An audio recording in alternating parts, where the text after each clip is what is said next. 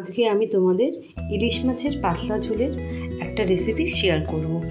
তোমরা অনেকেই জানো হয়তো কীভাবে বানাই, আর যারা জানেন না তাদের জন্য এই ভিডিওটা। মাছের পাতলা ঝোলের জন্য লাগবে বেগুন, আলু, টমেটো, কাঁচা লঙ্কা আর কালো জিরে। কড়াইতে কিছু তেল দিয়ে ভালো মতো গরম করতে হবে। তারপর একটা মাছ প্রথমে ধরে নিয়ে তারপর সব মাছগুলো হালকা করে ভেজে নিতে হবে। প্রথমে তেলের মধ্যে হালকা করে ভেজে নিয়ে রাখতে হবে।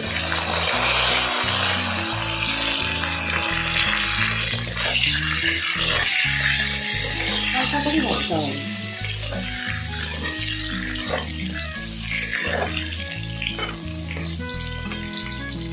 হালকা করে ভেজে তুলে রাখতে হবে। বেগুন তুলে রাখার পরে তেলের মধ্যে কালো জিরে দিতে হবে। কালো জিরে দেওয়ার পর কেটে রাখা আলুগুলো দিতে হবে। আলুগুলো হালকা হালকা লাল হয়ে যাওয়ার পর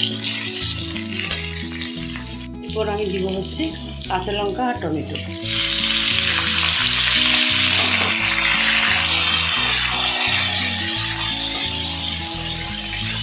অল্প নাড়াচাড়া করে নিয়ে ভিতরে হচ্ছে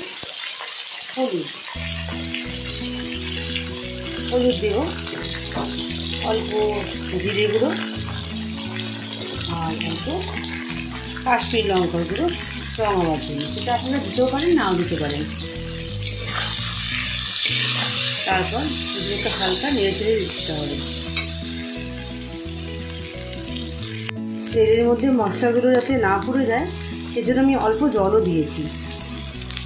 এরপর স্বাদ মতো নুন দিলাম, দিয়ে অল্প জল দিয়ে ঢেকে রাখবো।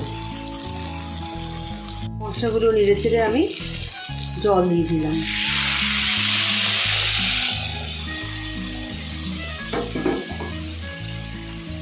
এরপর ঢাকনা দিয়ে 10 থেকে 15 মিনিট রাখার পর দেখাচ্ছি আবার।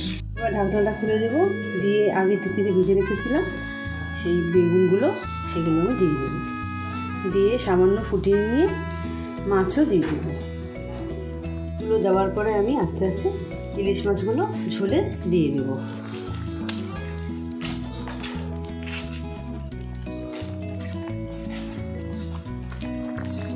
আর সামান্য চিনি দিয়ে দেবো।